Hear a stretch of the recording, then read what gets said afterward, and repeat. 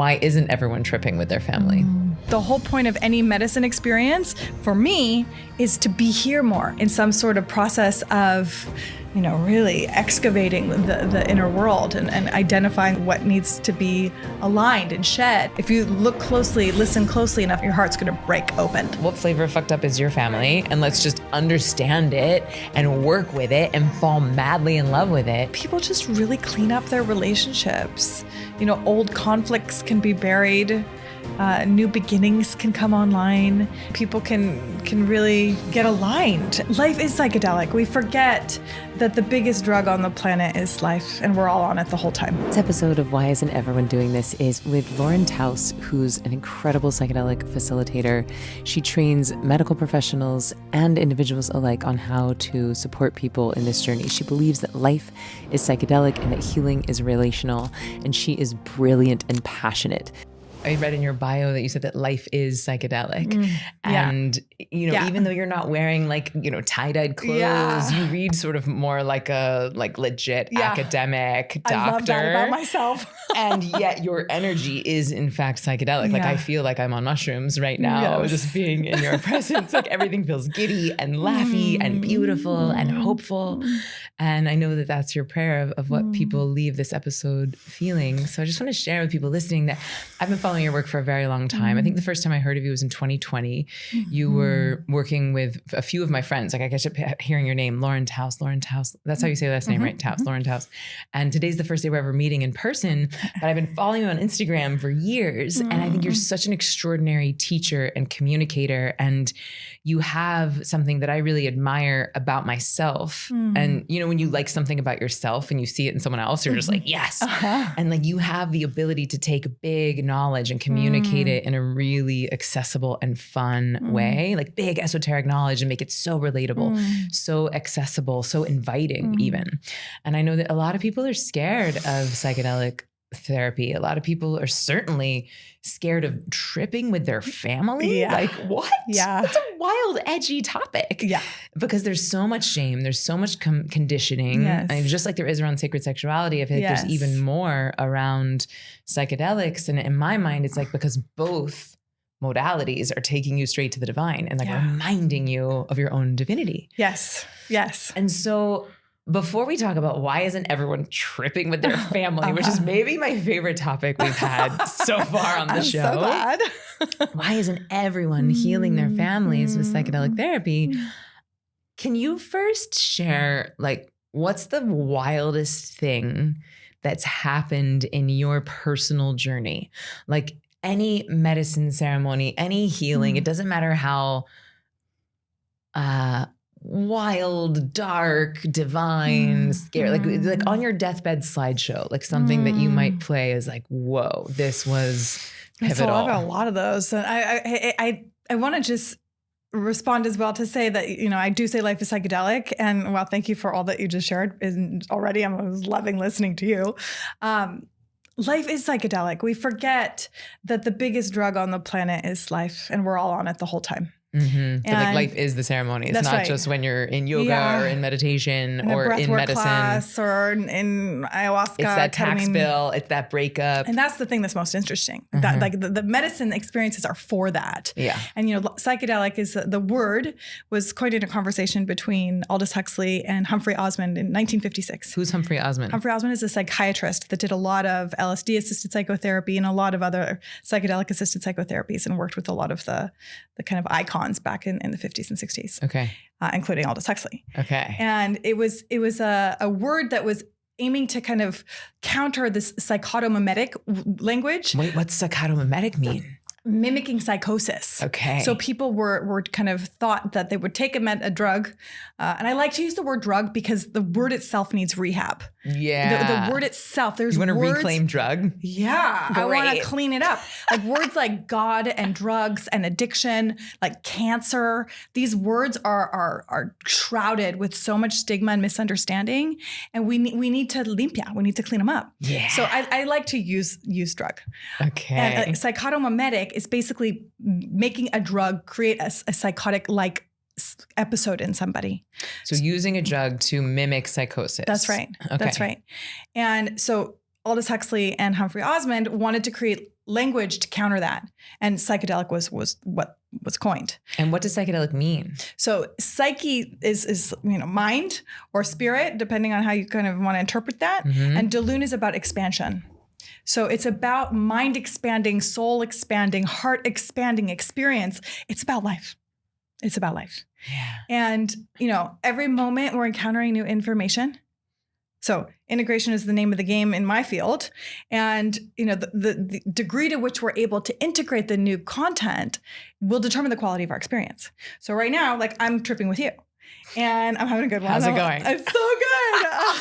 I'm like, look at you. I mean, you're so beautiful and radiant. Same. It's so fun to be here with you. But I do think it's really important for people to understand what psychedelics are, what this means. Like, of course, we're talking about, medicines and drugs that create impact on our consciousness, that change our perceptions, that maybe have visionary qualities.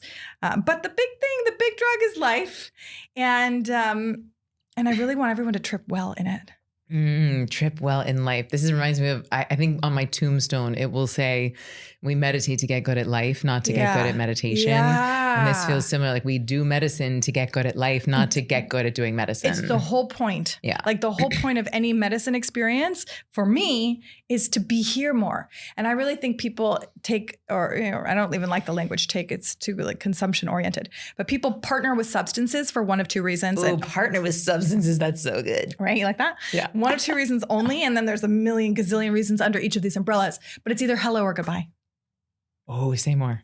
So people will either engage with a substance to check out, to soften the kind of load, to minimize overwhelm, or to be in some sort of exploration, in some sort of discovery, in some sort of process of, really excavating the inner world and identifying what needs to be aligned and shed and how to work like there. Saying hello to yourself or saying goodbye to yourself? That's right. Wow. That's right. And like for the goodbye, compassion and curiosity, please. If you're numbing. Yeah. Then let's have some compassion and curiosity for whatever it was that got so intense that you needed to numb for a minute. And not only yourself, but like other folks. There's so much, again, another word that needs rehab is addiction. Yep. And like when people are in a relationship or a process with goodbye in drugs specifically, but in anything, like what's going on? Like, can we? Yeah. Where'd that come from? Yeah. Like if you look closely, listen closely enough to anyone, your heart's going to break open. Yeah. Like we're all doing the best that we can with the tools that we have. 100%. Always, always, always. 100%. So hello or goodbye. And for me, I was late to the drug party. I was not. Doesn't seem like it. I mean, I caught up quick. Fast learner. Fast learner for sure. I joke I was too busy being skinny and good in high school and college to participate in any of this kind of stuff. I wasn't partying. I was in the library, starving, straight A's. I was. I was like eating. I had a full eating disorder. Okay. Like full-fledged anorexic. Okay.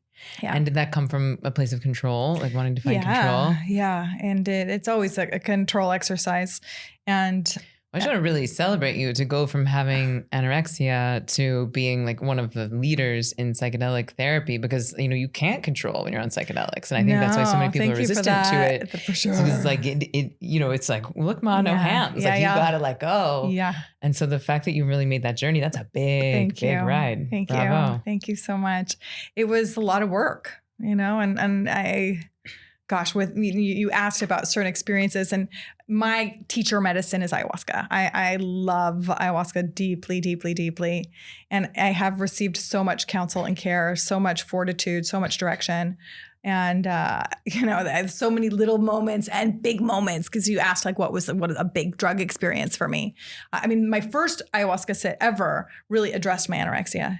Really? And, Wow. Yeah. What did you receive or learn or see? Well, I was very scared to sit, but at the time I was in my recovery, but I was still weighing myself compulsively, and my mood state was overly dictated by the numbers that I see on the scale. And what kind of age range are we in now?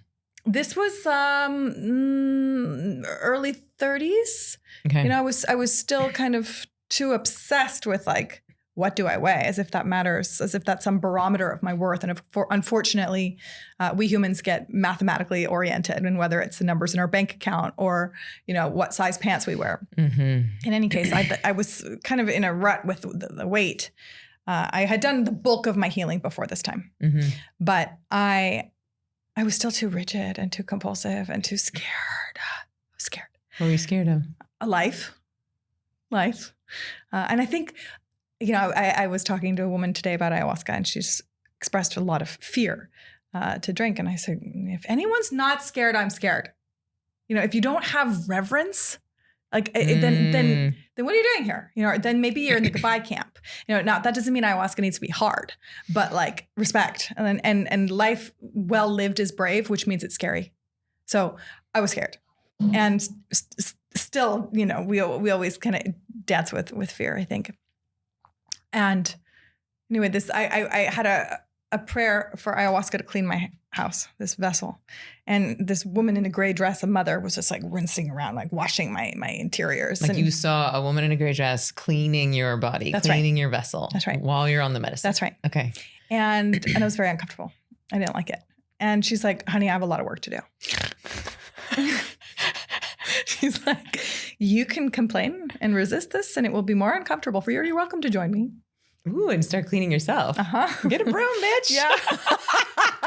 And so I got a broom, and I'm quickly learning, like, as you mentioned, letting go of the control, like, go into the flow of what is, and you're going to have a better time. And that experience and visual shifted into a cartoon, and I get a lot of cartoons. And I had an obese cartoon character woman in a G-string bikini. Yes. Like shaking her fat ass and thighs and boobs and belly. I want to just note that my DJ skills, my psychic DJ skills, we just pre-danced to Throw Some Ass by Sophie Tucker. Exactly. Slapping that booty, girl. Like huge ass, I'm talking, and this character was happy. Yeah. And I was in stitches. I was just giggling and giggling and giggling and giggling. And, getting the sense of, extreme, but like what it could be like to be happy in your body and like not so concerned about every little iota of a pound. After that, I had the gray dress mama came back, and she said, it's time to retire your extra, extra small life. Ooh, that's right. And I see clothes coming out of the closet, like little clothes. Like, these are too fucking small. Like, you don't need to be like wearing these jeans or 23. And like, who told you to be small anyway? Right. Some idea of safety there. Well, safety, but also like, culture. Patriarchy. Yeah. For sure. Misogyny. Yeah, for sure. All that. Yeah. And I was really struggling with accepting that. And I also was instructed that I needed to stop weighing myself. And I was retching. I couldn't purge. I was retching because I was like, I don't know if I can. Let it go. Yeah. And how long had it been a part of your identity? How long had they been dancing with it? Since I was probably 16. Okay. Yeah. I was at my height of sickness around probably 19, 20. It was maybe half my size. I was not okay. Anyway, I'm retching. I crawl over to the fire, and I see in the fire all of these bodies, naked bodies. And I'm focused in on all of these different female naked forms. And it's a Holocaust visual. And these bodies are about to be incinerated. And I hear in my spirit, psyche self, you spit in their faces, hating your body. I've given you this gift. Please enjoy it. Ooh. And I like spun around and saw the stars, and I was like, enough. Like, I'm done. And I was done. And, there's these quantum healings that can happen in a quick, in an evening, but quantum, because I had been wrestling with that, as I mentioned, for like almost 2 decades. It's interesting. You said you looked up at the stars, and as cliche as it sounds, it's like we are made up of the same energy and the same matter that the stars are. Totally. And I got this like spirit matter back and forth. Like, you will be there, I felt sort of the sense of the ancestors watching. Yeah. Who knows what happens, but something happens. Something happens when we transition. Yeah. Yeah. And I'm just feeling like the blessing of form, like what a gift. Yeah. To have a body wrapped in skin on planet Earth right now. Like it's got an expiration date. Yo. Like let's make hay while the sun shines, y'all. For real. And on that note, I think meditations on death are just so very important. Well, that's what I do at Ziva. It's like I teach people how to practice dying. Yeah, thank you. Like we don't put it on the Let's keep doing website it. because it's not that sexy. Right. It's not like on our VSL or ads or Google ads, but that's what it is. Like you're transcending individuality and touching viscerally totality every day, twice a day. So that when you come to the big transcendence, it's not as terrifying because every day, twice a day, you've been practicing connecting with all that is. And I actually think it's a really great preparation for psychedelic work as well, because it's like, it's really surrender school with meditation. Yes. And so I'm curious, so, a lot of the folks who are listening are meditators and Ziva meditators. How would you say that a meditator could benefit from psychedelics or psychedelic assisted therapy? And how do meditation and psychedelics dance with each other? In some ways, I think of meditation as a more advanced practice. And I'm very grateful to my journey work, my time gathering air miles in psychedelic spaces for anchoring in my life a meditation and prayer practice. So you had psychedelics first, and then from that. I was like flirting, but I have no question in my mind that sitting with medicine has helped me just to sit. Yeah. And I love sitting. Like I get a little compulsive about it. And I'm in this very liminal space in my life right now where I moved out of Los Angeles after the fires and I don't know where I live. And I'm like just so grateful for this wild web of love and care that I've created over my lifetime that's just supporting me as I navigate my way towards the next place to set down roots. And did you lose your home or you just left? I left. I was concerned about the air and water quality. I was concerned, and I was in Topanga, one-way roads. It's like I just didn't feel so safe anymore, and so good anymore. It's a very divisive discussion point these days because I think not everyone can leave, and what impact did the fires have? Very psychedelic, like very, very psychedelic. The fires. Like that's a mind expanding, that's a city expanding experience. Yeah. Right. Like we are not the same in Los Angeles. And I would even argue on the planet, like just even, I wasn't there, but just watching it, I was like, oh, climate refugees is no longer like a hypothetical. Right. It's like my real rich white friends in the Palisades are now climate refugees. Yeah. You think it's going to be like, oh, like, Southeast Asia or very poor people who can't afford to leave. I'm like, oh, this is, I think it grounded this climate crisis in a reality, at least for me. That means I've been thinking about it and talking about it for a decade. It's like, oh, we're here now. Yeah. And so it's like, sometimes in psychedelics, you face the biggest fear, you face the biggest trauma. Yeah. You just look it right in the face. Yeah. And it's like, we can't shift it if we don't accept it. That's right. And so it's like we have to accept what is happening. That's right. And we all have to captain our own ship, right? We become better captains on rough waters. When the waters are smooth, it's not really much to learn. You're just kind of cruising. It's so much more fun though. I know, it's really nice. I'm like just coming out of like a real 6-month death portal where I was like facing my shadow for the first time in my 46 years on planet Earth. Wow, I know. I really don't know how I got away with it for so long without doing shadow work. Wow. But, she came in hot. Oh, she came in hot. I was like, oh, I'm a liar and a thief and a manipulator and I'm still worthy of love. Yes. Yes. And like that's been the medicine for me. And like I didn't really understand this term wholeness. Yeah. Where it's like, okay, well, I could see all the stuff in the light. I could see all the versions of Emily that I like. They're great. She's smart and pretty and a performer and good teacher and like all these things that I like about myself. But then like there's equal amount of things that I don't like about myself that I can't fucking see by design. By design. And so it's like, thank you. And some of this happens in medicine work. Some of this happens from really good friends. Yeah. Some of this happens from like shitty situations, the ceremony of life. But I do feel like I love myself more now because there's more of myself that I can see to love. The ones that have been in the dark. Right. And they all need love and they're all doing something that they think is good, right? They're really efforting to care for the system in the ways in which they understand. Right. So it's like never shaming, blaming, shutting up parts of ourselves. Like, they fight within.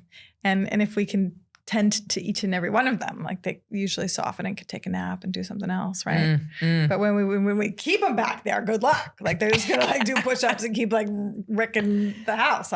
Yeah. If I don't meditate during the day, my sleep is almost guaranteed to be off that night. The other thing is if I don't take magnesium, then I almost certainly will wake up 2 to 3 times throughout the night. So the way that I prevent that is to make sure I meditate every day and I take my magnesium every day. And my favorite magnesium is from Upgraded Formulas. It absorbs into the body 99.9% is the only magnesium on the market that is tested and proven to do that. It's like 8x more than other magnesiums. And you can get 20% off if you go to upgradedformulas.com/Emily and use the code Emily. So I want to help us understand, because I want to go into like, why isn't everyone tripping with their family? Yeah, please. But first I want to understand like, what type of therapy do you practice before you went into medicine? And then how did medicine work impact your therapeutic practice? Yeah, therapy is such an interesting thing. Therapy saved my life. Like there's no question. When I was at the depths of my anorexia, I mean, I wasn't sure I wanted to live. I wasn't actively suicidal, but I really wasn't sold on the game of life.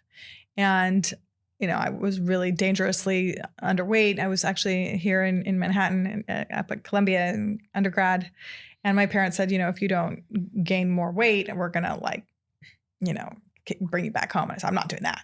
So slowly, I was kind of coming out into health, and therapy helped me so much. And it was that therapist here in New York that really inspired me to become a therapist. Her, and also I had done a lot of time in rooms with Overeaters Anonymous. And of course they have anorexic, bulimic focused meetings where you're going to hear stories that are more similar, if you're someone like me. And sitting in a group, I actually really feel like that's where I learned how to speak, because you tell your story and you share what's up, like what's going on, like trembling before a banana, like what? Talk about it, someone will get it. Trembling before a banana? Yeah, what does that mean? Meaning, because I would go to these meetings, like they're like Alcoholics Anonymous for people who struggle with food. And I would go like daily for almost a decade.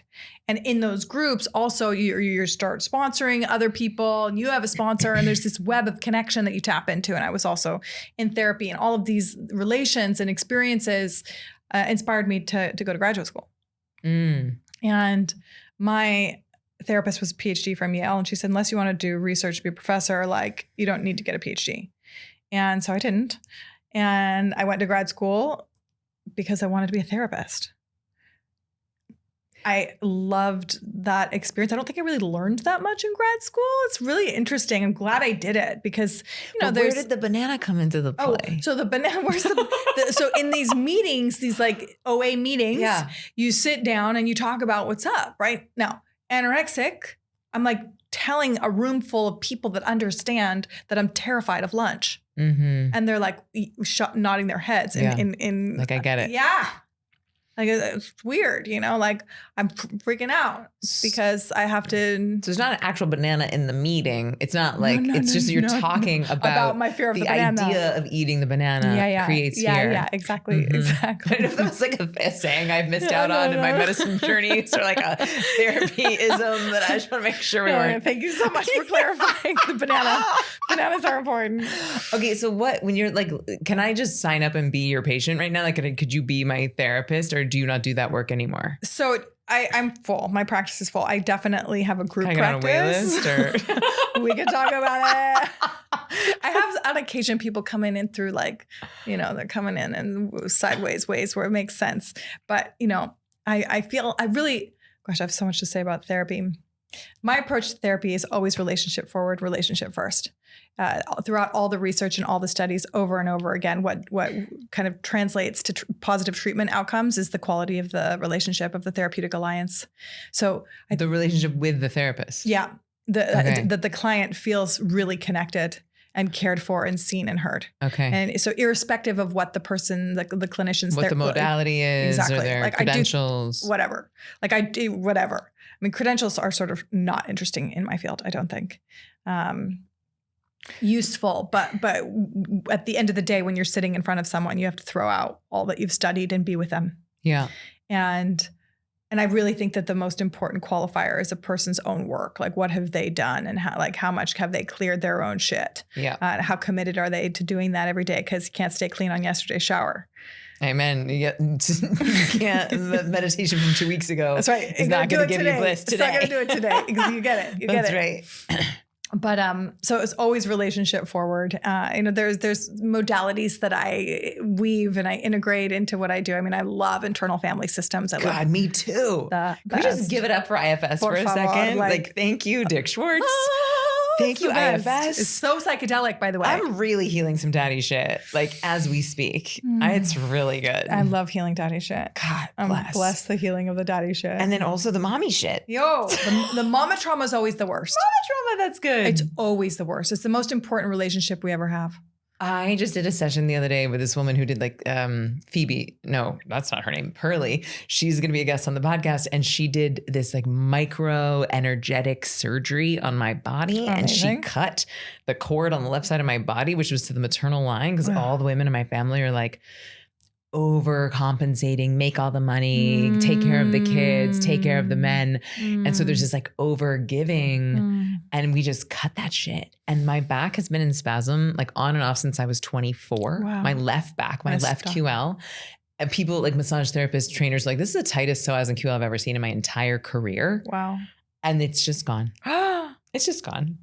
So I'm like, I'm really hoping that this stays. Yes. And I think I did some active release therapy and this, and I've been doing the work, like, you know, Ho'oponopono prayer to my dad every night, like loving little Emily. Please. And I'm just really trying to integrate, like I'm not under the fallacy that one session is going to cure me, but it did feel like it made an opening for sure for me to keep there's keep house clean. Relief. There's a physical relief that's telling you something's shifted. Yeah. And then it's maintenance, right? And I'm hearing also parts that are concerned it will come back, which is normal. And like, how do we like tend to those parts and honor them? And because it's like, it's been 20 years. Yeah. You know, they're like, yeah. Your system's titrated and used to it. And it's scared of it. Cause it's like, oof, I don't want that anymore. Yeah.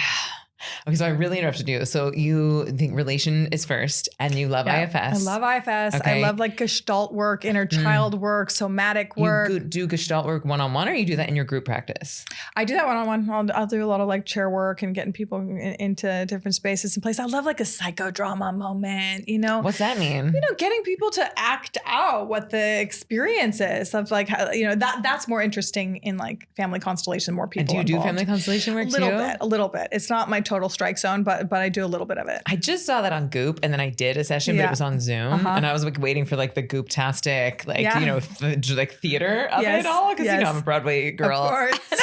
And then as I'm thinking of it, like, I feel like I could really fuck with some family constellation. I could make it like a musical. No, you could. We could choreograph it. Like, let's make it fun, you know, like like mama drama. Yeah. I feel like mama trauma, but make it a musical. It's entertaining, right? Yeah. You know, my uncle says, if you're not enjoying life, you're missing the point of the exercise. Amen. It says, you know, life is a lot. It's, and people forget to have a good time. Yeah. Yeah. Okay, so now when you say you have a group practice, what does that mean? So I can't book in with you individually, but I can come to your groups maybe? Well, or those are full too? I have other therapists that work with me who are incredible, who I would go to, who I've trained, who I supervise, and like they're amazing, amazing, amazing. So I kind of oversee their work. Okay. And they have, you know, each of them has a few spaces for So it's not like people. I'm going to a group of 20 people. No. You're overseeing a group of therapists who have been trained in modalities that you condone. That's right. Okay. Okay. And then when and how did psychedelics come into your field? My brother brought me. So already we're tripping with family. Yes. Woo, we're getting in there. Buckle up. And it was a weird medley of drugs that it's quite popular out there. Like I don't need to name it because I think I know. You probably a specific formulation that's secret. Yeah. Okay. It's a whole thing, and I don't love it. You don't love that it's secret, or you don't love the formulation? Well, it's a guy who has a bunch of things. It's almost like a pyramid scheme of selling it and getting it out there, and like it's all over the world. I've literally had this kind of experience in Israel, and you know, there's facilitators in all kinds of different spaces and places. But I don't really understand what is in the medicine. And I think it's really important for people who are participating in medicine experiences and to like know you what said, they're partnering, taking. Which I've never heard that before, but partnering with the medicine, you want to know who you're partnering with. Yeah. Like you can't be in a relationship if you don't know who you're in a relationship with. Right. Like what This doesn't make any sense. This doesn't make sense. I actually had brought my dad many years later to this kind of same thing. And he was like, what is this? And they were like, it's something that you don't understand. And my dad's like, who made this thing? And they said, it's this guy. My dad's like, who the fuck's this guy? Like, if I don't know what this is, I don't really want to take it. And I was so embarrassed at the time. But in retrospect, I'm so proud of him. Like, and he walked out, right? He did not do it. He actually stayed. He stayed. He wasn't that brazen. Although, I mean, it would have been cool if he did. But we need to know what we're taking. Yeah. Mm-hmm. Yeah. So my brother brought me to an experience about 10 years ago. Okay. And then he brought your dad? No, I brought my dad. Okay, that's a whole story. Your brother brought you and then you brought your dad. Yeah, it's a whole story. So you've been tripping the family out of the gate. Yeah. Wow. Yeah. Okay. Yeah. And then what happened? Like what shit? I mean, because this was a real wise and everyone doing this moment. Like you went from being straight therapist into like one of the leading experts in psychedelic assisted therapy, as far as I'm concerned. So why did that transition happen? Well, I was a yoga teacher as well once upon a time.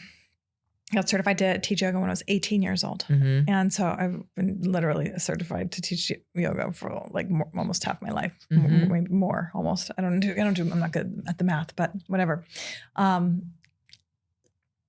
found teaching yoga to be more effective in many ways than talk therapy for a lot of people. Mm-hmm. And so I was focusing more on yoga. I was still I was working as a clinician and I was also teaching yoga, and I just like got people in their bodies. Like we did a dance party, it's like life is a body-based thing. It's not a cognitive exercise. It's like, you talk. It's not that interesting. Stop. And then I had this experience and it changed my whole existence. That first experience changed my whole existence. It was literally biblical. And I go biblical a lot on drugs. And I had just such beautiful healing with my brother and such a widened understanding of the Middle East. I had just gotten back from a trip to Israel. And it was just so much more compassion, so much more love, like so much more like understanding for my parents and like so much more forgiveness, like all of the hallmark things. I'm like, I got to keep doing this. My brother and I, the very next day, were with my dad. And my mother had already transitioned. And my dad asked us, what did you guys do last night?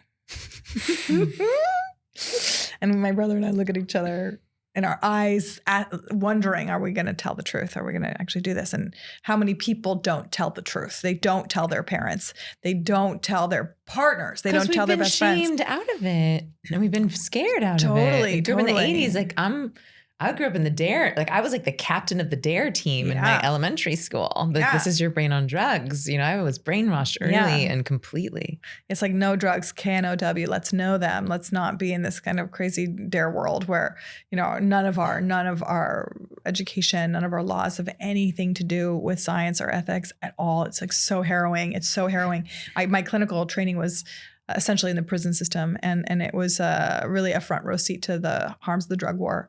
And also like the racist origins of many of our drug laws. All of them.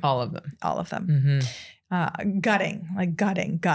And I sat in it for like a year, I really sat and it penetrated me. It was the worst psychedelic experience of my life. I've not recovered from that one. But I was with my dad and my brother. And we looked at each other and I told my dad what we did. And only afterwards do I realize how radical the telling, because I could have lied. I could have just not, I could have just not disclosed, but it felt right to me to tell him. And my dad's a Jewish doctor from the Bronx. Doctor? He would answer that. I'm a good one. Great. I love that. What kind of meditation do you teach? Meditation that works. Yeah. I like that. I want to meet your dad. He's so good. I love him so much. He was an internist, family doctor, and he had a very different career than is available for physicians today. I have a lot to say about doctors. But he did not participate in any sort of drugs in his youth, and maybe he smoked weed twice in medical school. He didn't like it. So he says, "You fucking doing drugs?" He's like, "You went to Columbia and got straight A's. What the fuck is this?" What is your dad's name? Stephen. Yeah. I'm loving Stephen. Okay. He's the best. Mm-hmm. And I was like, let me explain. Trying to talk him into it. And of course, I also was on the rookie move of like a conversion agenda. I really wanted him to get in the seat right away. Right like, out of the gate. I mean, I just had my first one. I'm like, yeah. It's like, the ones with the Why isn't everyone doing this? Right. Now. And so he was concerned. But then he saw me continue to journey and continue like to have experiences. And then he saw me start learning, like really proper learning with other doctors, with other researchers, with places associated with, academic institutions, with research dollars, et cetera. And I understand this clinical applications, but I don't fucking need that. And I said, Dad, you're right. You don't need it. And the story that I tell myself is that you can have more access to your heart and you can be more authentic. So if and when you like change your mind, like let me know and I'm available to support you. Yeah, who doesn't want more access to their heart and to be more authentic? Right? Love and truth. Come on. I think that touched him. I think it was a good sell. But it was years. It was years in the works. It didn't happen right away. Mm-hmm. I think maybe 5 years of him watching me. And ultimately, I believe that he trusted his own creation, me, over his fear. And it is scary, right? It is scary, but he trusted his creation. What are the main fears that you see people having before starting? Like if someone's listening to this and they're like, it's all the rage and everybody's talking about it on all these podcasts, but they're just like, no, thank you. Like what are the most common fears you see people face? People are scared of dying. On the medicine, on the drugs. Yeah. And, honestly, when I agree to work with somebody with medicine, I need to be prepared to hold them in their death, not in an actual physical death, but there is dying that happens. Yeah. And bless the dying. Yeah. Bless the death portal. Like bless. Yes. Because like, may we rebirth as many times as is needed to really fully like milk the marrow of this existence. Like let's keep birthing ourselves. Let's keep gestating new forms, like new iterations, new expressions, new versions of ourselves. Like what else are we doing? Right? Like please. Amen. So they're afraid of death. Okay. And I let them know like, we're screening you for medical stuff. Like this is safe. If you're going to be having an experience, it's going to be safe. And you might have death experiences too. People are obviously. You mean like you might feel like you're dying? Yeah. Mm-hmm. Yeah. And I mean, to your point, like there will be pieces of you, parts of you that die, which arguably is the point. Yeah. Because those are the same parts that are disallowing you from having the access to your heart and having the access to the authenticity. Yeah. It's the fear. It keeps you from love. Yeah. It's the hiding that keeps you from truth. So it's like those parts do have to die. And just like disease, those parts want to go. Like cancer wants to get stronger. Yeah. The fear also wants to be fed. Yes. The protection also wants to get stronger. Yes. And so those pieces are going to get loud when they know that they're on the way out. They are. And so from an IFS perspective, which is the internal family systems we were just talking about. Yes, everybody, check it out. You want to do your best to get permission from protector parts before you go in with medicine, because otherwise, the medicine can like knock them offline. And they'll come back pissed off if we don't get some consent from them. That's really smart. I've never heard anyone say that. Yeah. And you would do that like in a prayer and intention setting before you sit with the medicine. Like, hey, the part of me that's scared. Yeah. Thank you for protecting me. Yeah. Like listening. What are you afraid of? Yeah. Who are you protecting? What do you need? What do you need? Yeah. Mm-hmm. That's really smart. Really validating the parts that are holding resistance. Yeah. And that really don't want to let go. Do you want to know the most arrogant thing maybe I've ever said in my whole life? Right before I did my first ayahuasca. It's so embarrassing, but here goes. I'm trying not to shame and blame myself. So the first time I ever sat with ayahuasca, it was in, the sacred place of Tampa, Florida. It was basically like the Real Housewives of Tampa do ayahuasca. I love that. I show up at this like McMansion. It's fake blonde, fake lashes, fake tits, fake nails. Wow. And I was like, how? Like I always fancied like the first time I did, I'd be in Peru and the jungle with indigenous. Like Tampa. I just Tampa, Florida. That's right. And I show up and I'm like, how did I get here? And I'm like, you know what, Emily Fletcher, God is everywhere. That's right. God's in Tampa too. That's right. God's in this fake blonde these fake nails. It's all God. And it was all women. And these, I'm making fun, but like these were extraordinarily powerful, self-made titans of their field. Like just like extraordinary powerhouse women. And anyway, I'm talking to one of them beforehand. It is my first time sitting with ayahuasca. And I said out loud, I said, maybe she'll just give me like a pat on the back and be like, good job. You're doing great. It's not what happened. That's not what happened. That's not what happened. That's not what happened. Like, but like, I won't give you the whole journey, but just say that like the next morning, everyone's up and having snacks at breakfast. I'm still in a full, like, I can't move or speak. I'm in purgatory. Like, I can't break through. And I'm just like yelling at the shaman in my mind, but I can't actually talk. And then finally, like, here's my cosmic page and comes over and like moves some stuff. And then then it was light language and bodies going into like, you know, spontaneous mudras and this beautiful light language coming through. And it was beautiful. And I spent like 8 hours in like what felt like purgatory. It was really intense. And I will say that still, I've only sat twice. And each time it's been grandmother and then grandfather. And so I've never sat repeatedly with Aya. So I feel like I've never sat just once. Really? Yeah. Okay. I mean, for me, I'm actually scheduled to sit just once, but typically for me, and I've sat 30 something times. It's like, there's an arc to it. Yeah. There's like a wash and dry. Like it's like, yeah, I think I'm just like, getting stuck in the dishwasher. Yeah. And I think next time I need to, go to grandmother's house. Yeah. And hang out with her. Like, you know, like go on the full ride. And personally, I think like there's a part of me that's an ayahuasca purist, and I've the combo, the mama, papa, grandpa, like beautiful. And like, she's got so much to say, like, just like marinate. I want to marinate in it. Yeah. Like I find it's like, for me, and all of this is relationship, all this is preference, and all this exploration, discovery. But I just like to get in there with her. Yeah. I like to get in there with her. And I'm not so offended by your comment.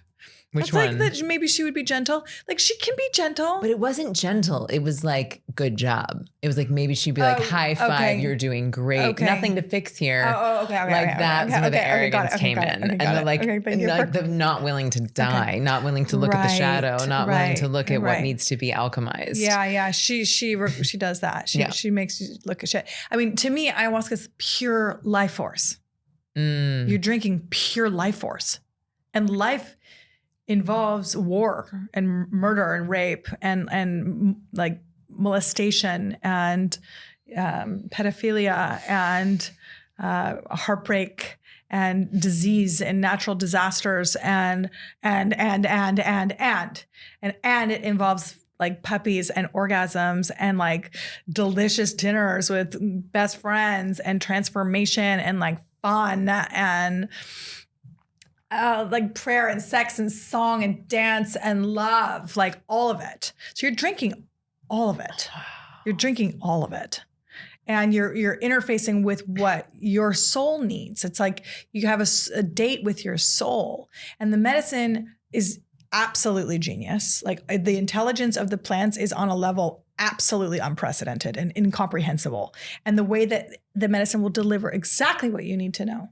Now, it's not like the only thing, and just because you have an experience and a vision, it means it will happen, right? But it's teaching you, and it's working on you, working with you, and it is a relationship. Like I always talk to the medicine before I go in, and like I talk to the medicine all the time. Like carry my like vine. I know. I just want to name it. We have a beautiful laminated ayahuasca vine here. She is. Where is she from? Where did you receive this? Can you tell us the story of your relationship? She comes from. This is the Banastyriopis capi vine, and of course, when you're drinking the tea, it's the combination of the vine and the leaf that produces the kind of visionary experience. And these plants don't grow anywhere near each other. Nowhere near each other. The vine and the leaf don't grow near each other. No. Even though they're both ayahuasca plants, or they're different plants? They're different plants. And ayahuasca, and what's the other plant? Chacruna. So the vine is combined with as many as 5,000 other plants. But when you're hearing about people drinking ayahuasca, it's almost always in combination with chacruna. Now, there's sometimes other plants that will be weaved in to create different impacts from different tribes and different kind of communities. This particular piece of the vine comes from the Diamante Valley in Costa Rica, where I host a lot of experiences at a property called Holos. And my dear brother Yona, he has a little spot deep in the jungle, and he gathers and collects pieces of the vine, and he gifted me this, and he laminated it so it has a nice little shine. And I like to bring it around with me. I like to bring it in my prayers. And, the tradition also that I sit in is called mestizo vegetalismo. So it's the facilitators are curanderos and curanderas. They're plant doctors. They're not shamans, which I like. What's the difference? A plant doctor is a plant doctor. Like a shaman, I think there's more kind of hierarchy, a bit more like hierarchy versus expertise. What does that mean? For me, expertise is like, I know how to work with the plants, and I'm going to offer you this thing. I think like shaman to me, I don't spend a lot of time in properly shamanic cultures. So I have like, I don't know. I also have on this table, like the Siddur, like my Jewish prayer book, which for me, ayahuasca brings me Jewish content all the time, like all the time. And they weave and they inform one another like perfectly. But the way that the space is opened within this tradition, it's like we're just praising the plants. And so there's space for anyone to praise whomever they call God, right? And I welcome that. Like whatever you call God, great. Like if you're praying in a good way, we're all praying the same way. And for me, like I love connecting to my ancestors, like my Jewish ancestors and Jewish ritual and tradition. Like there's prayers I say every day in Hebrew. As I mentioned when we began, like, thank you. It is my favorite prayer. It's a complete and full prayer. Help is my maybe second favorite prayer. Oh my God is my third prayer. But I also love like Shema or like Modani or like other beautiful prayers of my own ancestral tradition. And letting that kind of inform how I move in ceremonial spaces. Even the last time I was drinking, and I love to sing in ceremony. And ayahuasca opened the instrument of my voice. Ooh. Yeah, I didn't sing before. Yeah, and I love to sing. Yay! And and song is like it's a portal to prayer that nothing else can open. Well, it allows you to be a vessel, right? It's like you become the hollow reed, and then God herself comes through, and that voice, that breath, that insperos, the entheos, it comes through you. I feel like I'm rediscovering my voice because I was on Broadway for 10 years. So I was like singing for other people with a technique to audition, to like sound good or play a character, which is very, very different than just like opening up and letting God use you as like a vessel. Like letting Emily. Yeah. And so it's coming through in a different, even since this healing I just mentioned, my voice is different. Like my singing voice is like more open, more grounded, like coming from here in this way. And I like the way it sounds, even though I'm not trying to do something. It's really fun. And I'm excited. Like that's one of the reasons why I want to go and sit more, is that I feel like as I dance more with Aya and as I learn how to have this relationship with her, it's hard. I've been on 2 dates with her essentially. You know, a relationship, you've been on 2 dates, you know, and so as I learn how to receive and to give to her, I imagine one of the shifts will be the way that I give and receive to spirit itself. And for me, that's dance and song very much. Wow. I mean, in many cultures that work with these kinds of medicines, it's if someone presents with illness, one of the first questions is, when did you stop singing and dancing? And, you know, as, you know, you were at the highest level of profession in song and dance. And I think that in our culture, song and dance have been so bastardized to be something to consume and something that needs to look or sound a certain way. And if it doesn't look or sound a certain way, it's not good, right? Song is prayer. Like it's like if we can drop the performance piece and like give ourselves permission to let our voices crack as we like join the symphony and harmony of existence and like open our voices in exaltation and praise. Like, thank you. Yes, thank you. Yes, I fucking love it. I love it so much. I love it. Do you know Jess Magic? I do. I've been doing ceremony with her a lot lately, and we've become really dear sisters. And we just did a ceremony last weekend called Make Love to Life. And she was singing and improvising, and I was doing meditation and sacred sexuality. And I think she's going to come on my next retreat and do music. And I was like, oh, this is it. But just the way that she's like, incredible. The way she uses her voice, the way that she does improv music in real time. It's just such a playful, masterful balance of masculine and feminine energy. Outrageous in the best ways. Like alive, right? That's like to cast off the straitjacket, and liberate ourselves. You know, my mission is really to tend to my own life force, like to really closely tend to my own life force so that I can fan the flames of other people. Like if I'm not good, I can't. Like it's like so that I can be the fangirl. I just want to fan other people's flames. But you got up your own starter pilot. You're a starter light. Every day. I gotta go there. And I see you on Instagram. You do the like time capture. What's it called? Time lapse of your morning practice. And it's really inspired me. I mean, I'm a meditation teacher. I meditate every day, but it's really boring. Like like I wouldn't put a time thing on it because I just literally sit there and it looks like this. But like yours is so beautiful and dynamic, and there's smoke and dance and prayer, and it's really, and I just thank you for keeping that imprint going.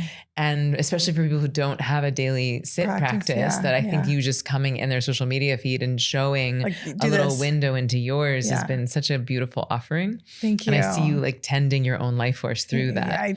It's, as I mentioned, and I was saying, the medicine work has helped me learn how to sit. And so when I'm sitting, I have a whole repertoire that changes, day to day, moment to moment. Like what do I feel called to pick up in my toolkit to like get me really, really, really soft and sweet. There's almost like a foreplay before meditation. Ooh, say more. That's say like everything. It's right in my That's right in your strike zone. She loves that. Foreplay before meditation. Say everything. Feeling myself right now. So, I mean, meditation is, I think, a very advanced practice. Like people have loud minds. People are allergic to themselves. Allergic, like anaphylactic. Okay. I have moments of that too. And part of what that is like, I'm so uncomfortable feeling. Yeah. Feeling. Yeah. Well, we've been trained since infancy not to. Yeah. Our education is so abysmal. It's so harrowing. Like, don't be sad. Don't be scared. Don't be mad. And if you don't have anything nice to say, shut the fuck up. Like, that's what we learn. Like, no wonder we're sick. No wonder we're suffering. Of course. So then everyone knows, like, it's a good idea to meditate. Like I was talking to my nutritionist earlier. I'm like thinking, I've been really in a study of how toxic our atmosphere is and how toxic what we like consume is. And I've been educating. So all of a sudden I have this whole new lens on it all. And I was saying, she's like, no, people know. I'm like, no, they don't. Like, they know that Doritos and Coca-Cola is not good for them. But like, they don't really understand how toxic their shit is.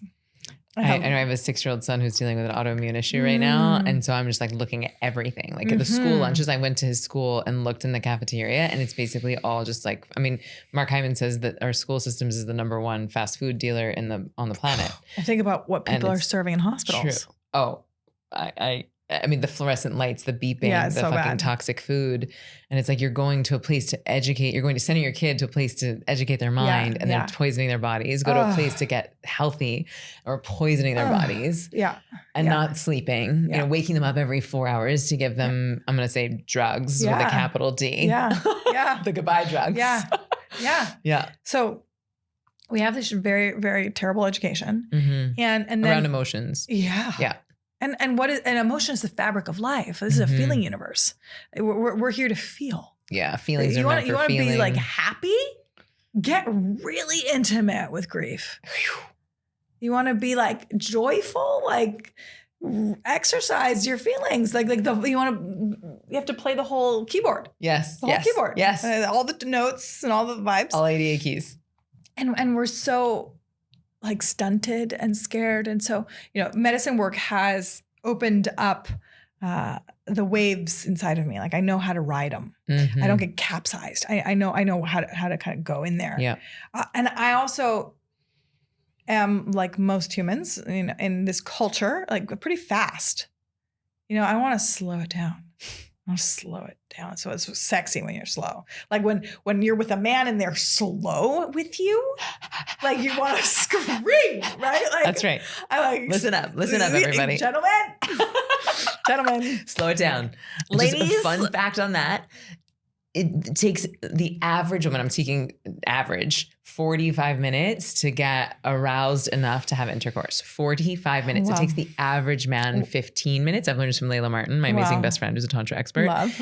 So there's a 30-minute differential there. Yeah. If you're straight and cisgendered, you got a 30-minute gap from when one person is ready, then the other person is ready. So it's like, okay, it's not good or bad. No one's right or wrong. Right. But if you go in knowing that there's a 30-minute differential, then you can work with that. Totally. You can warm yourself up. You can cool yourself down. You can go ahead and climax and then start over again. Like there's lots of tools. Yeah. Rather than what most people do is just shame themselves and be like, oh, well, there's something wrong with me because I'm not ready to go when my partner is. Totally. Or I'm whatever. So anyway, slow it down. It's sexy when it's Slow it down. slow. It's sexy Medicine when has it's helped slow. you to sit and meditate. So I romance myself. Ooh, in your meditation practice? Yeah. Like I have I'd light a candle. Yes. I sometimes light incense or sage. I, do some Kundalini breath work. Like you want to do breath work before you get in the saddle. Yeah. And I read poetry. I pray. I sing. I all give before myself, you meditate. That's right. Wow. That's right. Because I'm getting myself ready to commune with God. That's it. To listen and receive. To listen and receive. So, I mean, this is the first time I'm saying this, but it feels exactly right that I should be talking to you about it. Like I have to warm myself up. Hey, you're having sex with God. Yes. Wait, hold on. Meditation is having sex with God. This might just have... God turns me on so much. I'm like so turned on. I'm like so aroused. Can you say more? Yeah. And slowly. So good. I mean, and for me, a lot of it does come with my Jewish roots, and just feeling like this scaffolding that has held my people for thousands of years, and appreciating how absolutely jaw-droppingly beautiful it is. Like it's absolutely beautiful. What is beautiful? The tradition, the practice, the way of like connecting. I mean, the way of the prayers, the letters, the Hebrew letters get me aroused. Like they're beautiful. That in Jewish tradition, it's also really about living here. It's not about what happens when you die. Yeah. It's like heaven on earth, heaven in this body, that's heaven right. now. That's right. And how do you have right relationship? I mean, how do you have right relationship with your body, with sex, with food, with money, with the land? Like, and how do you be in a constant practice of gratitude? Like there's countless prayers to say thank you in this tradition. And, even the morning prayer, which it gets me in my body, and being in my body can be a sensual, sexual experience, right? And it's like, there's a, right? And it's like the morning prayer that you say first thing in the morning, Modani, is there's no mention of the word God in this prayer. And you're meant to say it right when you're in this liminal space of waking between your dreamscape and this dimension. And Modeh is the parent word of gratitude. Like, so like as you're kind of waking up, what's good? What's good? And there can you do the ani, which is, can you find yourself? Like only within the blanket of thanks do you have any chance of finding yourself. And ayahuasca gave me a message once. It said, life is mystery school. It's not fair. There's no justice, and life is madly in love with you. Like it wants your special spice unleashed. It's like all over you. It's on every follicle hair. It's like in your mouth. It's in between your teeth. It's in your it's everywhere. It's all over you. It's like, it doesn't leave you alone. I love that. It's fucked up and it's madly in love with you. Madly. I really, really love that. Cause like so many of us are in this story of like, well, once it's perfect and once my body's perfect, I have enough money or I meet the right person and it's all perfect. Like then I'm worthy of love, or then they're worthy of love, or then it's worthy of love. But it's like, no, it is inherently fucked up by design. Love it now. Yeah. Yeah. Yeah. Love it all the way. Yeah. It's hard. Yeah. It's painful, scary. It's unfair. And thank you, because that's how we learn. And it feels like this concept. And by the way, the sexiest thing that maybe I've ever done in the bedroom is literally say Modani while having sex. And like to pray, to like be in prayer in sex. And sex, when it's done well to me, is prayer. Like there's a reason why we say, oh my God, it's the most godlike thing that we do with we create life through these portals this way. And like praying my prayers with a partner that knows them, I mean, that's like my lady boner for life. Lady boner for life. Also, I don't know how much you know about my work, but basically you just encapsulated it. Like we use our pleasure to pray. That's what we do on our retreats. We get everyone very clear on like what is their vision for themselves and for the planet. And then we alchemize anything standing in the way by feeling our feelings, dancing the rage, dancing the sorrow, breathing through all of it and clearing the channel.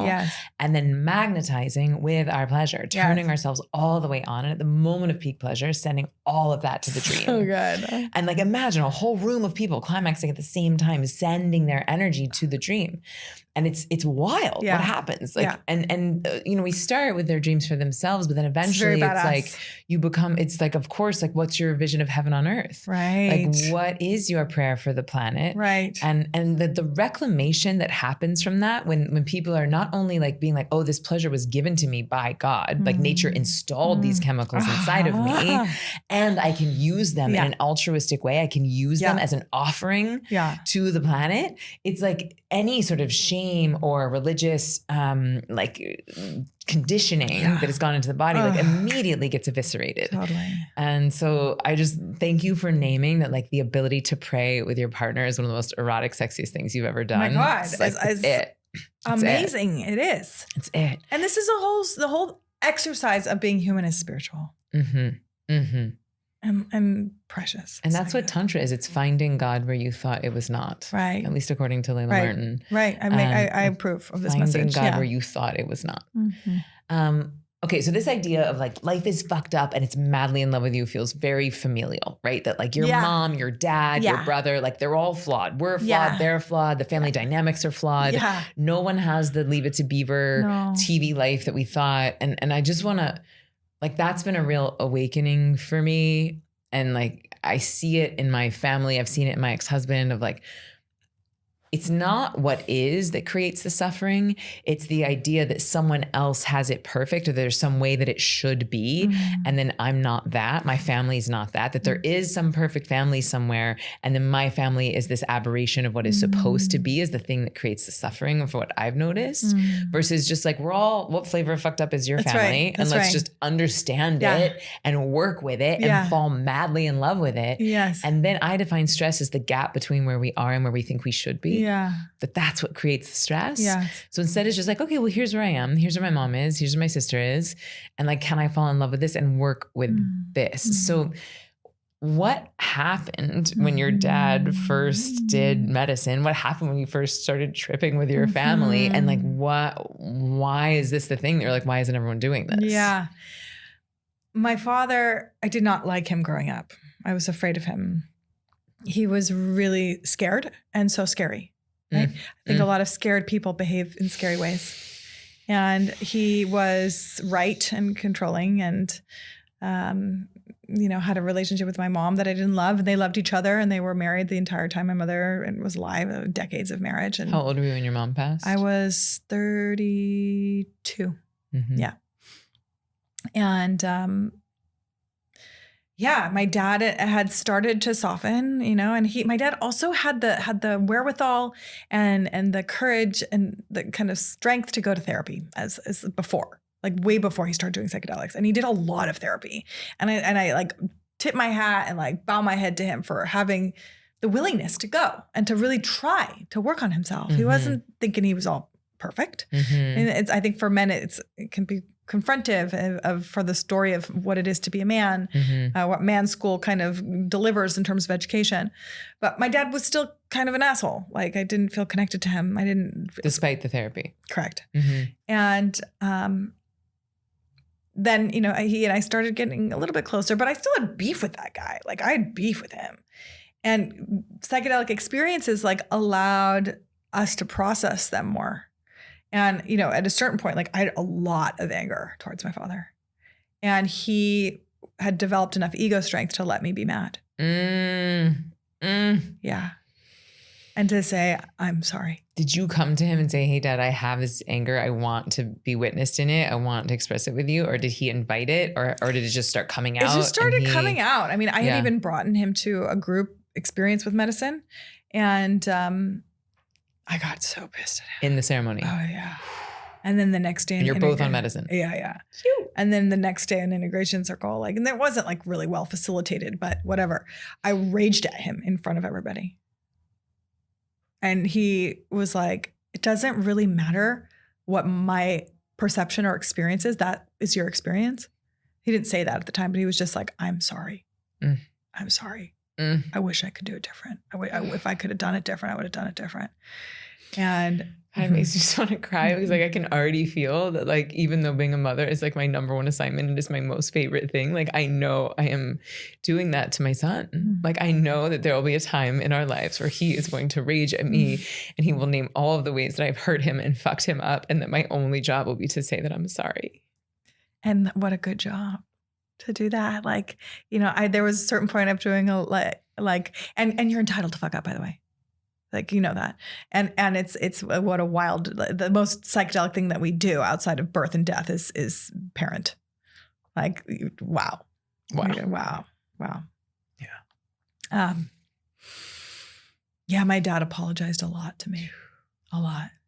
And there was one time we were on a lot of medicine and we were both crying, and I was just like crying love. And he's like, I'm so sorry. And I'm like, I'm done. With the anger. Yeah. I thought, you're so forgiven. Can you forgive yourself? And like any good psychonaut would do, he takes a minute and he goes inside and thinks about it. And he's like, tunes in. He's like, let me think about it for a second. It's drugs. And he was able to let it go. And, you know, I feel that, I mean, as a child, I used to say I hated my dad. Like, he's one of my best friends. And I call him all the time. And he's changed so much with medicine work. Like he's different. And who is he? He's who he was always meant to be. Yeah. He's himself. There's like the armor's off. Yeah. There's more trust. There's more connection available. There's more like dialogue, you know, and we work together. I after he started, you know, journeying, he eventually did a ketamine training himself. And he's one of my prescribers that I partner with and work with on different cases. Like, there's certain folks who are older, and like, you know, I love when I get an older person, and they sometimes really need a contemporary. And my dad did, you know, I knew enough to bring my dad to someone who he could relate to. Like, I brought him to another, my at the time mentor, Dr. Phil Wolfson in Marin County, like another Jewish doctor, his age, from a different borough, slightly different accent, like doctors, you know, we can do that. Yeah. And, so my dad and I do partner on cases, and it's so inspiring for people who struggle with their families. You know, like, who doesn't?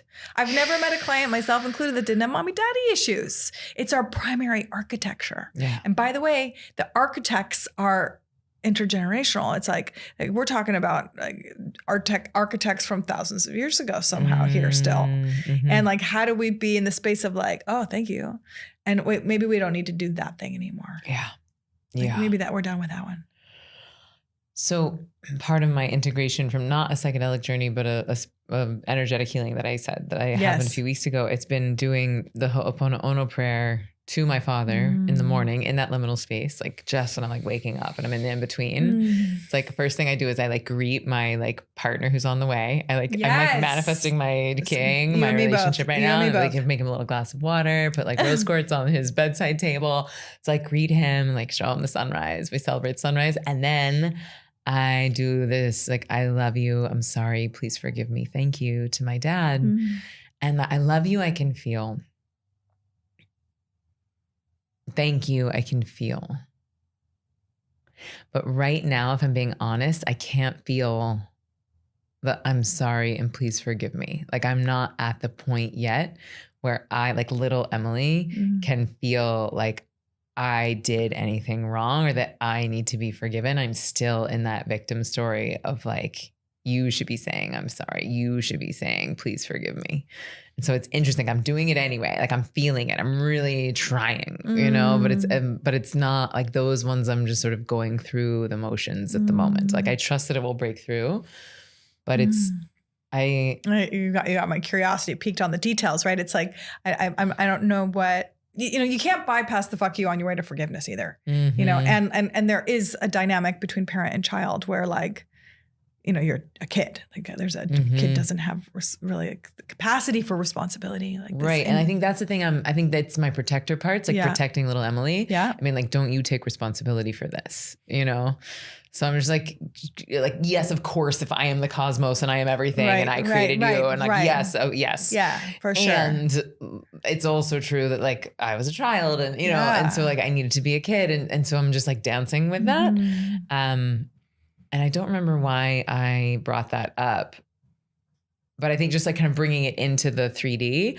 But I think the thing I'm curious about, because I imagine this would be a really radical concept for most people listening. God. Like for a lot of folks, they might be like doing medicine themselves might be an edge. Totally. Might be radical. And I would definitely recommend like get in the water yourself, learn how to swim before you pitch this to your family. Agreed. And like you said, like maybe do it for a minute before you become evangelical. That's right. That's right. Know what waters you're swimming in, develop some level of self-sufficiency and mastery. Yes. Before you're like, hey, everybody, why is everyone doing this?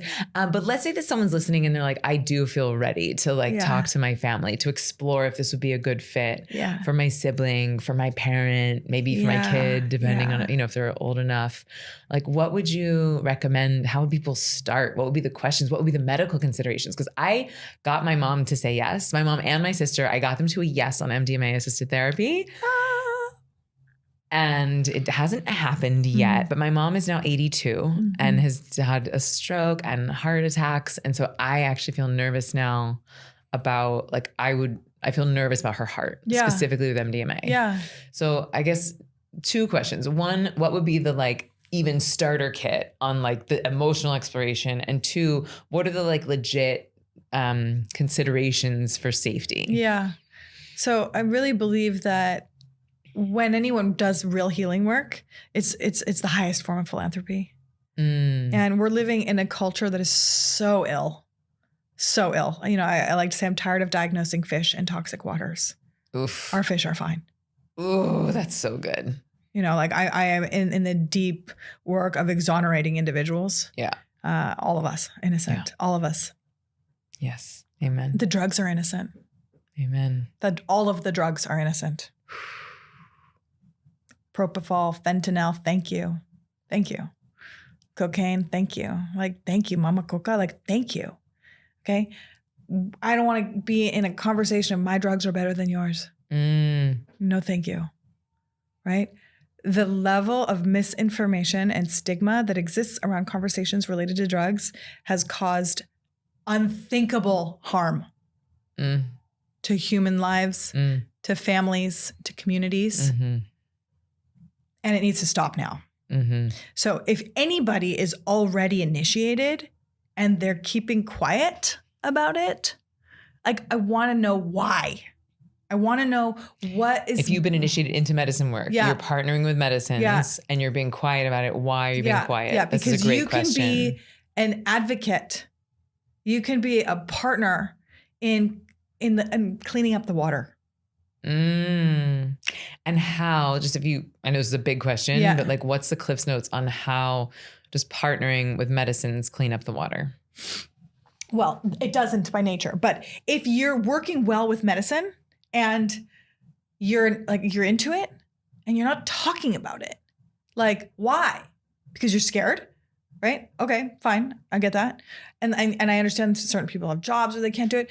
I like people like, who are using their voices publicly to exonerate and to educate are doing like really important work.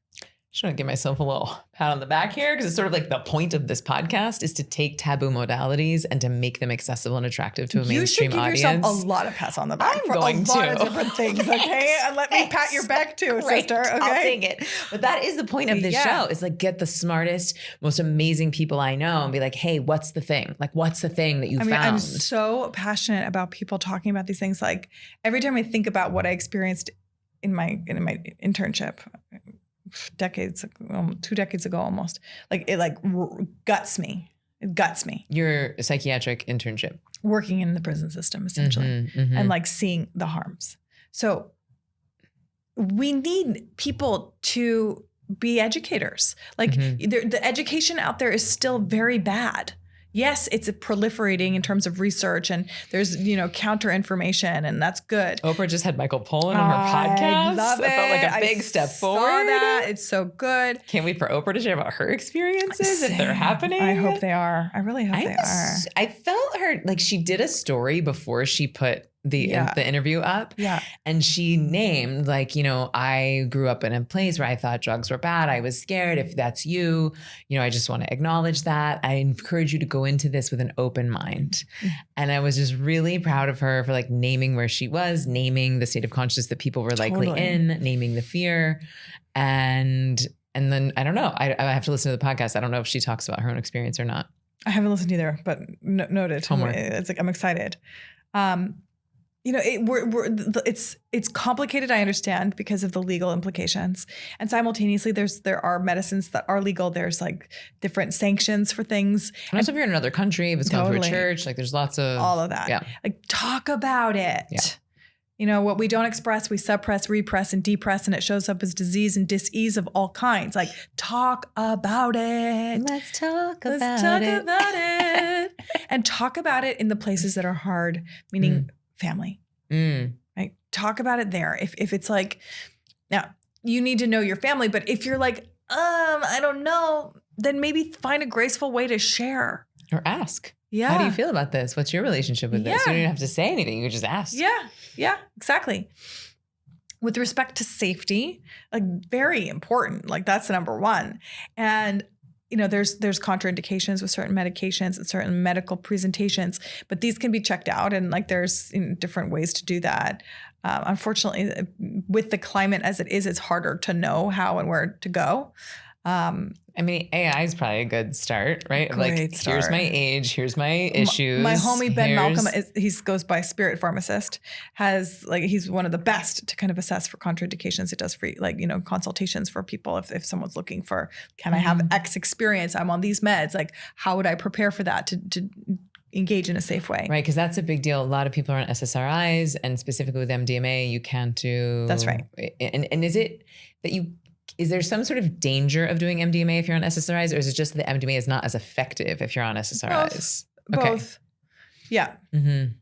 And I will just name that I've had some friends and patients, I'm not a doctor, students who have wanted to do MDMA assisted therapy and then were on SSRIs and weaned off. Yeah. Did 6 weeks of weaning off and got to a place where they did not feel safe around their children. Like they did not feel like they were safe for their children.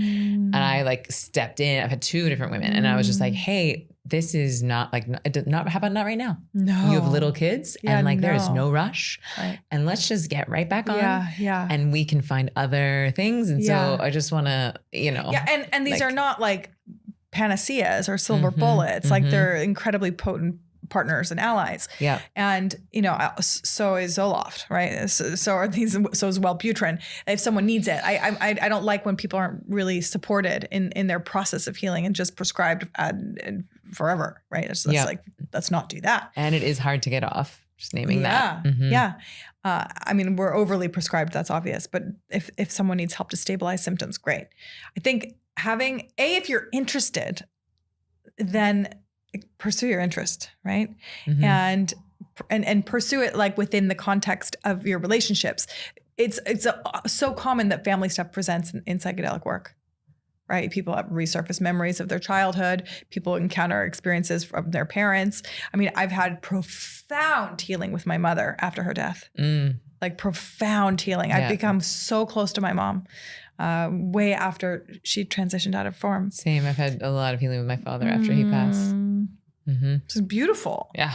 Like what a gift to have access to the spirit realm in a very visceral way. Yeah. And I think that people get to like explore the conversation. Now, if you're going to have an experience with family, if there's stuff in the family, which usually there is, it's helpful to have some facilitation and some preparation and some good intentions. Beforehand, before going in. So like if there's some elephant in the room in the family, you want to name that, you want some tools around that, some boundaries maybe. Yeah. Okay. And oftentimes family, if you get to go, then you want to prepare for that. Yeah. Like why? And is anyone doing that? Is anyone doing specifically, like I work with families in the psychedelic space? You do? Yeah, I do. Great. Yeah, it's fun. It's hard. It's so hard. I bet. It's so hard. It's so cool though. Hard for you or hard for them? Or hard for everyone? It's hard for everyone. It's hard for everyone. Like, managing everyone's needs. It's like when you're working dyadically with somebody, it's just one person, one set of experiences. And that's also a lot. Yeah. Right. But then there's all of this life happening. Now, the plumber in me, like all of a sudden sees where the pipes are clogged and where the problems are really living. I'm not just in a corner of the room. I'm in the house. And I want to be in the house. And can you share like some healings that have happened? Like why should everyone be tripping with their family? Like what's the dream case magic wand?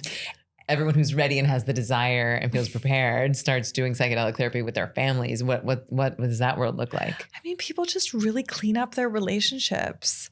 Old conflicts can be buried. New beginnings can come online. People can have clarity around what they want to do in times of challenge and like, do we want to stay together? Do we want to break up? People can become better teammates in their parenting. People can really get aligned. And like, that's where holiness lives in the alignment. And I like to support as best I can symmetrical growth, right? If one individual in a system is doing a lot of healing work, you run the risk of iatrogenic harm. What's iatrogenic mean? Iatrogenic is like the harm of treatment. It's like chemo.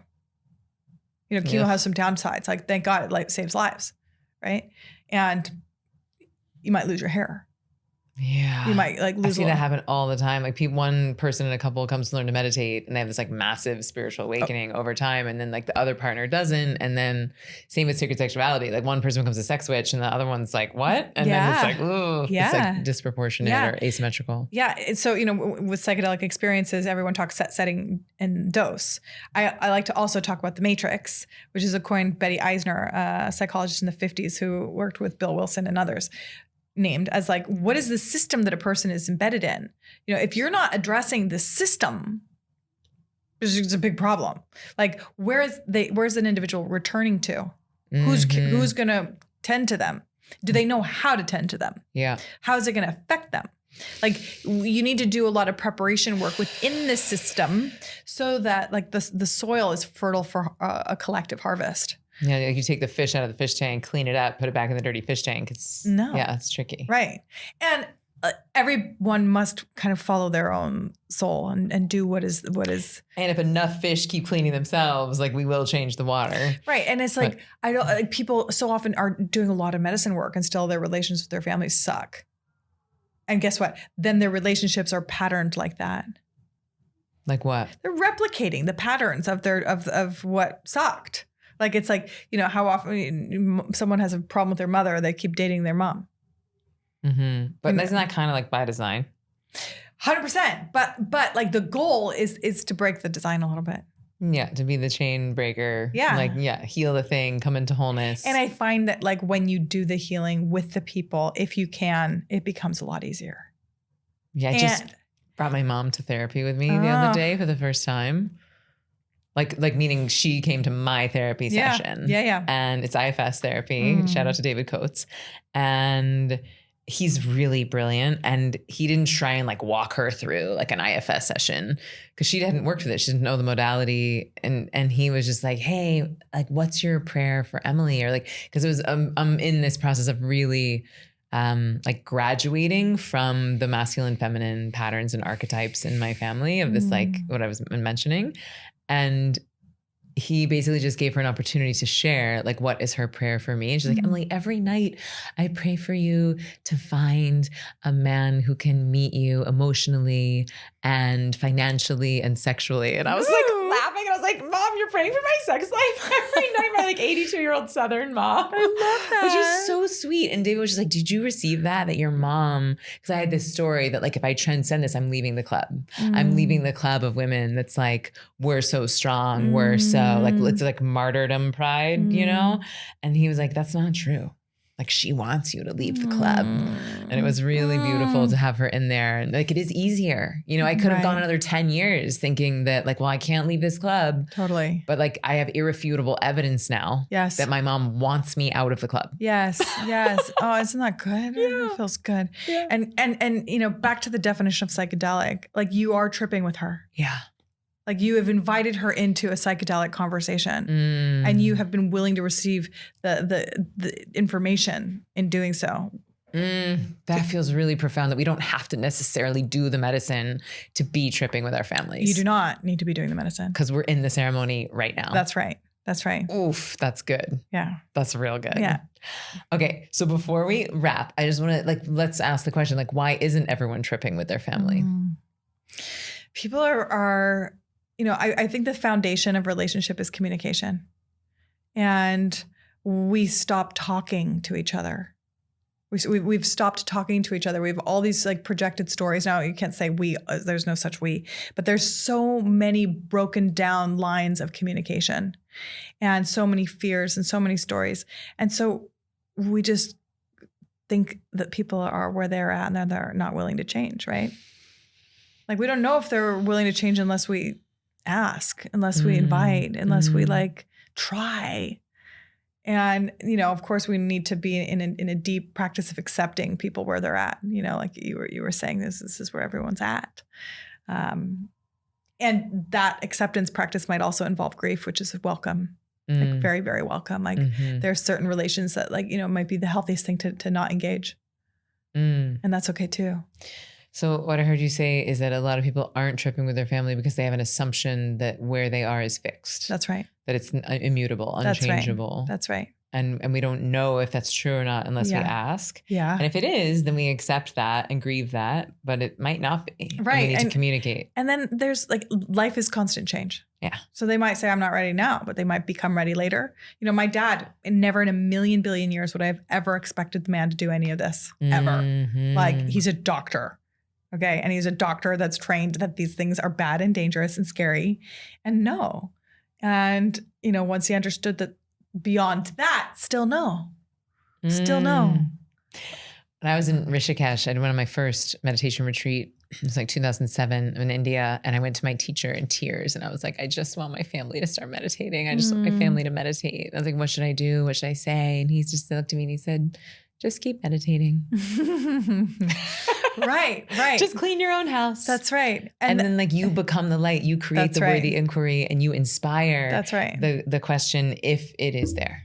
Yes. 100%. Like be it. Like, you know, I made the rookie move of converting right away. And it's like, no. It worked. Yeah, it ended up working, but like be it. Shine it. Like be the thing that is so compelling that they want to say yes to you or they want to know what you're doing. And you know, we're tripping anyway. Like we're tripping the whole time. Yeah. And if we can just like give voice to the ceremony of life a little more, like within the relations and the connections that we struggle with, I think that there's more space for shift and shed and that feels really shine. liberating to me. Of like, I don't have to be in a medicine ceremony in order to trip with my family. No, you're in it life already. is the ceremony. Yeah. Really, really good. Yeah. Lauren, I feel like I could talk to you for 8 more hours. I would definitely want to have you back for another conversation. I would love to come back. But if people want to learn more about you, they want to work with you, they want to sit with you, like how do they find you? You can find my website is embodiedlife.com. Bodied life. Because that's what we're going in here. At Lauren.Taus on Instagram, at Embodied Therapy. And I run trainings, retreats, and have a group practice. And you train doctors on facilitating psychedelics. That's right. So good. It's so doing good. the Lord's work. And I've got my favorite medicine retreats. So those are my favorites. And yeah, I love what I do. I feel very blessed to do it. I feel very grateful to have been here with you. Like, how fun. So fun. Thank you so much. Truly my pleasure. My pleasure. I feel like we're just getting started. I don't know what we're going to do together, but it's going to be big. It's going to be awesome. Let's go. Let's grow. Let's do it, girl. Oh, sweet friends. If you have enjoyed this episode as much as I have, if you have fallen in love with Lauren as much as I have, if you want to share this media as medicine with your family, with your mom, with your sister, with your ex-spouse, please do it. Like, have the conversation, ask the question, find out if they're willing to go into this ceremony of life with you. If you have been initiated, like Lauren said, and you have experienced the magic and the majesty of these medicines, both endogenous and exogenous, why are you not talking about it? What would happen if you were to share your story? No one can argue with your story. And this episode might be a great tool for you to open up those lines of communication. And the best thing you can do to support the show is to share it. Share the media as medicine. That's why we do it. You can leave us a review. If there's something specifically that you learned, you can take a photo and share it on Instagram. I'm at Ziva Meditation. She's at Lauren.Taus. Let us know what you learned. We love you. And I will see you next week on Why Isn't Everyone Doing This? Mm-hmm.